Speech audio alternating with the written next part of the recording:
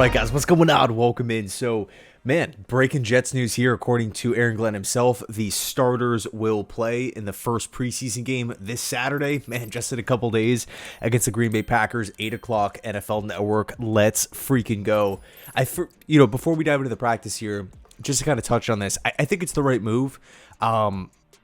Maybe I'm a little old school with it, but just when I think about preseason and the point of preseason, why is preseason a thing? Whether it's in the NFL, NBA, spring training for the MLB, I kind of view it as like a primer for the regular season. It's this onboarding, it's this ramp onto the highway, which is the regular season, right? So for a team right now that needs reps, for a team right now that hasn't been the most consistent throughout camp, and then you throw on top of it new quarterback, new play callers, new schemes, new coaches. Everything is brand new. These are essentially free reps. But of course, there is an injury risk, which we do have to bring up. Obviously, this team is dealing with a ton of injuries right now. Mason Taylor, Jermaine Johnson, Quinnen, all these different guys.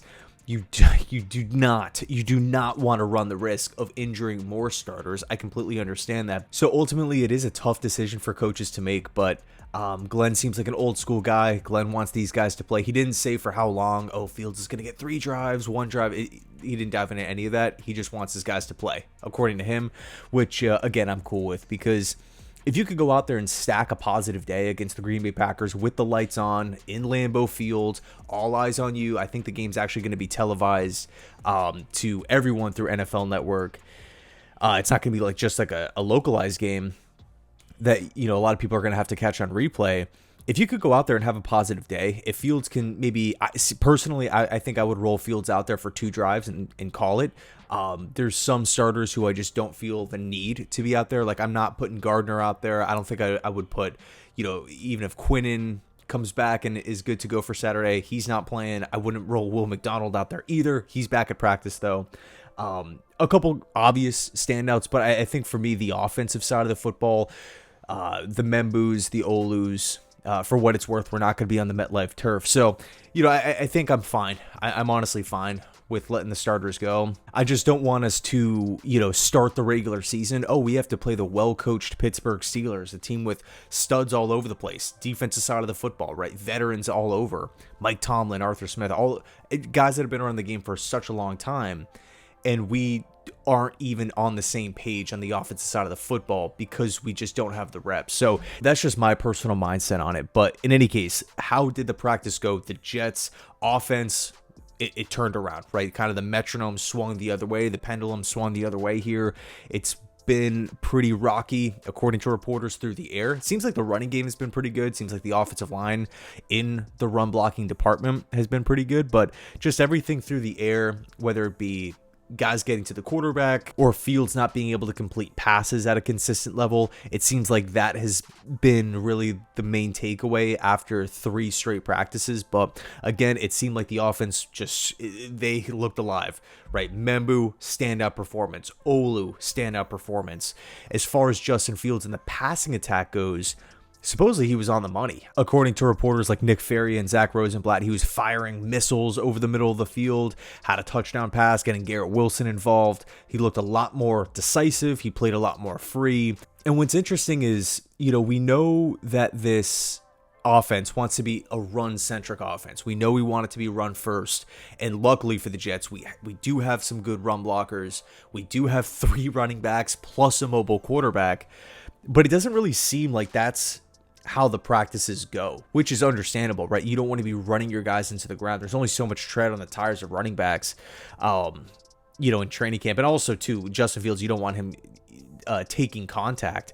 You don't want guys coming in, even if it's accidental, hitting Fields or him falling down, or run the risk of like a non-contact injury with Fields sprinting up the field or trying to put a move on a guy. I think what's interesting here is I wonder if the offense will look differently once the regular season rolls around, where it's just, I was actually going to do a whole separate video on this, but it kind of reminds me of, if you think back to the 2015, 2016 Buffalo Bills teams, led, of course, by Rex Ryan. What was the MO? It was play good defense, right? We have this veteran defensive-minded head coach, someone who's preaching toughness, physicality, all those good things. But on offense, it's like, no, we're going to run the football. We have LaShawn freaking McCoy as our running back, and then Tyrod Taylor. Can you just manage the game? Can you utilize your legs? We're not going to be this team that's dropping back 35 times plus, right? They had some wide receiver talent, not a lot of it. Sammy Watkins, of course, was a part of that team. But I believe Robert Woods was as well. But, you looked at kind of the structure of that offense or structure of that team, rather, the bullet points that they want to hit on, the identity of the football team. I do feel like there is some carryover there. And of course, Rex didn't work out in Buffalo, but he certainly was not a bad coach, right? He wasn't on like an Adam Gase level, a Hugh Jackson level. I think he was 8-8 in 2015, 7-8 in 2016. But really, the defenses were always kind of ranked in the middle of the pack. The offenses were ranked in the middle of the pack, but the shining star of those teams, it was always the rushing game, right? Like, I remember, I think they were either first or second in rushing attempts. They were like top 3 in both years in running the football. Just because there was such a commitment to the ground game, to eating the clock, to breaking down defensive linemen. And that kept Buffalo in a lot of games. It was very rare to see those teams get blown out. So I don't think it's a perfect one-to-one comparison. I do think it's ironic that Tyrod's a part of this team, and, he was the starter back for Buffalo. But, with Justin, with Inkstrand, with Aaron Glenn, and this, really how this team is expected to run, it just kind of feels a little the same, not from a schematic sense, right? A lot of differences on both sides of the football, but of course it's going to be defensive minded first, physicality, old school, take the football away, all those, positive things. And then on offense, run the ball, run the ball, run the ball, run the ball. Don't turn it over. Don't screw it up. Don't beat yourself. And of course, if you're throwing picks, if you're fumbling the ball, if you can't get lined up, if you're having delay of games and false starts and holdings and all these different issues, you're beating yourself. So, it's just a thought, right? Just week 1, Pittsburgh Steelers, how is this offense going to look? I just have a lot of confidence in this running game, right? I really, really do. And I understand that, again, with Fields, there's been some good days, there's been some bad days, obviously bad days as of late. It just doesn't feel like Fields is going to be asked to, constantly carry this football team through the air. Now, there's probably going to be a couple games throughout the season where he does have to drop back and throw a lot, but I just don't feel like that's going to be the identity that the Jets prefer, especially early on into the season. But again, good to hear that Fields had an impressive day at practice. That's always good to hear. And it's kind of cool too how you kind of feel like the slump was broken. Now, will it continue? I don't know. But the hope is, hey, can Justin build a level of consistency throughout the portion of training camp? Today's August 7th. By August 30th, are we seeing a more consistent, a quicker processor, someone who just looks like a better quarterback a month from now compared to today? I think really that's the hope, as opposed to, continuing to get better every single day. And we need to follow up every practice with a better practice and a better one, and kind of hitting these like mini quotas.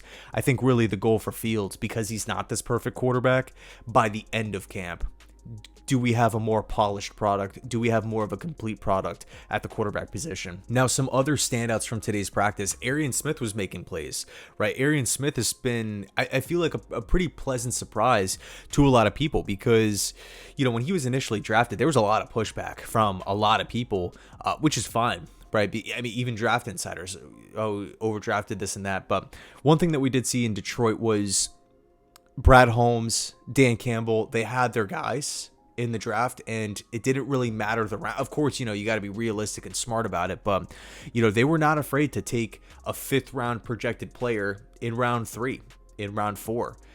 They weren't afraid to reach a little bit. Jahmyr Gibbs, everyone hated that pick, right? So Jack Campbell, there were a lot of, at the time, day after the draft, questionable picks made by the Detroit Lions. Kirby Joseph is another one. But fast forward a year or two, all of a sudden, the Detroit Lions were actually right, because they identified Lions. They identified scheme fits, guys that they felt like they could develop and build around. So, obviously, we don't have this huge track record of drafts led by Darren Muji and Aaron Glenn here, so only time will tell. But look, if Arian Smith can be a contributor year 1 as a mid-round rookie, I think that's a win. Whether I don't want to give him predictions or anything like that, or stat expectations. But I do feel like, hey, if he can maybe get into the end zone a couple times, if he could just rip the top off the defense, pull those safeties back, opening up stuff over the middle of the field, can he maybe even be an unsung hero if he's not getting the football? Just his presence alone, can it force safeties to play on their heels a little bit, right? If he's making plays early in the season, come week 5, week 6, week 7, is Arian Smith this guy that defensive coordinators are like, hey, you know what? Let's just watch out for this guy. This when he's on the field, he does have blazing speed. We know he can get down the field very, very, very quickly, and also he can accelerate quickly as well. Just that thought alone, I do think is a positive, and that's something that the Jets just did not have a year ago, the season before that, really since Robbie Anderson is a consistent deep threat. So if Arian Smith can create that idea early in the season, I think that in and of itself is a win, despite the numbers. Now, supposedly McCray Ball had a great day at linebacker, and McCray Ball is someone who I remember when we scooped him up from San Francisco, he was always kind of like labeled as this Robert Saleh, Jeff Ulbrich type of linebacker, someone who they felt good about, but wasn't going to beat out like a CJ Mosley, a Jamian Sherwood, a Quincy Williams. Like he wasn't going to be penciled in as as a starter. But what's interesting about this Jets linebacker core, with all the responsibilities that we know that these guys are going to have on their plate, rush the passer, all these different things, with no CJ Mosley, eliminate him from the depth chart, everyone just kind of got slotted up. And typically if you see that, you either see a lot of mistakes or even a lot of questions, whether it's internally or externally. Hey, can these guys handle it? All of these players are in new roles, bigger roles with more responsibilities.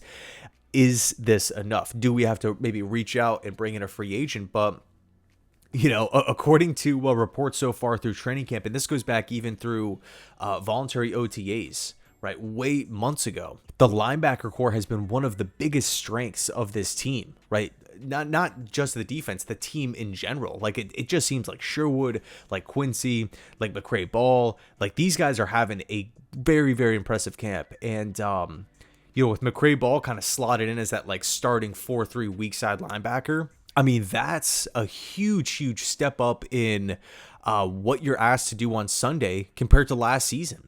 So I couldn't be happier for the guy. He kind of plays similar to Quincy with the not like strengths and weaknesses, but just how he attacks the game. Like he's always flying around the football field, like foot down on the gas pedal, 100 miles an hour all the time, which I really, really like. So good to hear that he's doing well. Brandon Stevens had another impressive day at practice. And then Jamal Pritchett continues to turn heads as an undrafted free agent, someone who has a lot of speed, someone who is coming in as an undrafted free agent with a lot to prove, which, to be fair, I think the room right now for Pritchett is wide open. I would actually be pretty interested to see how he would do as a punt returner. Like I'm looking at like a lot of these undrafted guys, Peyton Page, Brady Cook, Pritchett, a lot of these guys, I'm really looking forward to kind of like thinking that second half of that Packer game.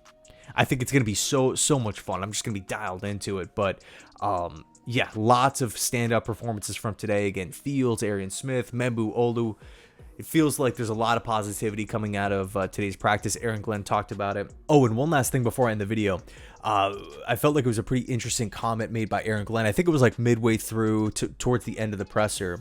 He talked about how tackling at the cornerback position is so important, and how in today's league, over these past couple of seasons, he kind of feels like it's not necessarily devalued, but almost the preparation of tackling is devalued, and how he's kind of bringing back some of these old school ideas and philosophies to the cornerback position in regards to tackling.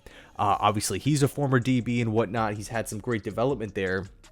But I think it's really important because A, it shows self-awareness, understanding the room, understanding the struggles last season. And B, if the corners can actually improve in that area, I mean, think about Darrelle Revis for a second. What made him so great? Of course, coverage skills, of course, ball skills, of course, the ability to stay hip with wide receivers. I mean, this guy can go out and cover tight ends in the slot. Like Darrelle Revis was just the absolute man. Like he could do whatever you wanted from the quarterback position, whatever you want, guarding receivers that are 5'10", guarding receivers that are 6'5", just amazing. But tackling was such an, I don't want to say underrated because Jets fans, we all knew this, but when people talk about Revis, or you watch Revis highlights, like you got to throw in some of his hits. Like he will come up and stick people, or he would come up and stick people, like running backs out of the flat, wide receiver, like quicker wide receivers trying to catch a screen. They catch the ball, they start turning their heads, and Revis is just flying downhill, swooping, taking their legs out, or just having a prototypical wrap-up tackle where he's driving these guys into the ground. Like he was not afraid of contact whatsoever, and I think it was just a feather in his cap, but it was one of those traits that just, of course he was great at so many things, but because he was such a great tackler, that just elevated his game to an even higher level, right? Where you just feel so good about him in run support. Just such a complete player from top to bottom. I mean, I can't say enough good things about Darrelle Revis. One of my favorites, if not my all-time favorite. So, anyway, let me know your thoughts down below in the comment section. Good day of practice. Let's freaking go. Packers game Saturday night. Man, it's going to be a lot of fun. The Glenn era starts now. The Darren Muji era starts now. Let's freaking go. Got the preview dropping tomorrow. Going to be a lot of fun. Anyway, thanks so much, and as always, go Jets.